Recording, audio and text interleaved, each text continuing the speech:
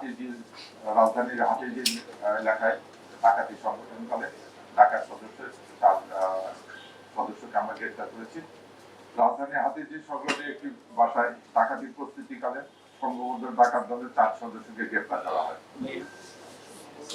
এই সময় তাদের কাছ থেকে 2টি বিদেশি পিস্তল, 2টি ম্যাগাজিন, 5 রাউন্ড গুলি, 1টি খেলনা পিস্তল, 3টি চাপাতি, 5টি ককটেল, 1টা স্পাইক ড্যাগার, চলচ্চিত্র শুটিং ইউনিটের 2টি কার্ডও পাওয়া গেছে তাদের নিকট থেকে।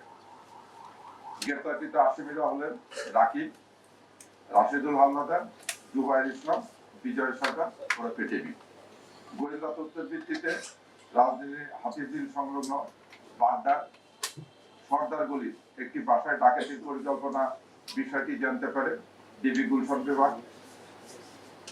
এটা জানার পরে ডিবি গুলশান বিভাগের প্রায় 40 জন সদস্য আমরা সেখানে ডিপ্লয় করি। তারা বিভিন্ন ডিপ জায়গায় ওখানে অবস্থান করে।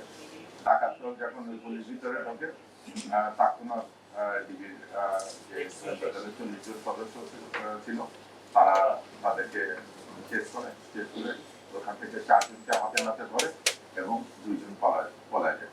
যে 4 জনকে গ্রেফতার করেছে তাদের ভিতরে রাকিব যে ডাকাতকে গ্রেফতার করেছে তার নামে ইতিপূর্বে 10টা মামলা আছে, ডাকাতি এবং মাদকের সহ 10টা মামলা আছে।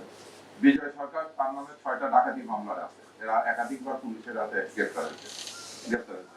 তো এই ডাকাত দলের বিরুদ্ধে আমরা অন্যান্য খোঁজ খবর দিচ্ছি এবং তাদের বিরুদ্ধে আইনগত ব্যবস্থা প্রক্রিয়া আছে।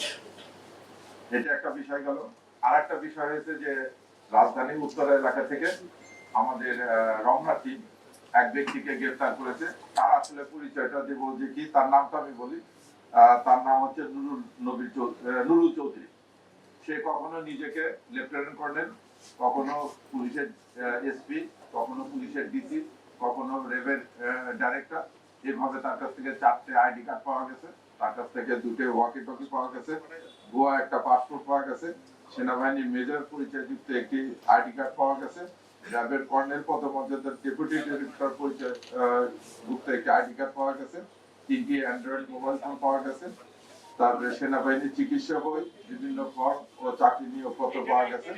সে দীর্ঘদিন যাবৎ ওই এলাকায় শিক্ষিত, অর্ধশিক্ষিত এবং শ্রমজীবী লোকের নিকট প্রতারণা করে আসছে যে সে তাদেরকে চাকরি দেবে এবং ভুয়া নিয়োগপত্র 2-4 জনের হাতে তুলে দিয়েছে। তার এই বিষয়টি আমাদের নলেজ আসার পর ডিবি রমনা বিভাগ তাকে গ্রেফতার করে এই উত্তর মামলা। ধন্যবাদ।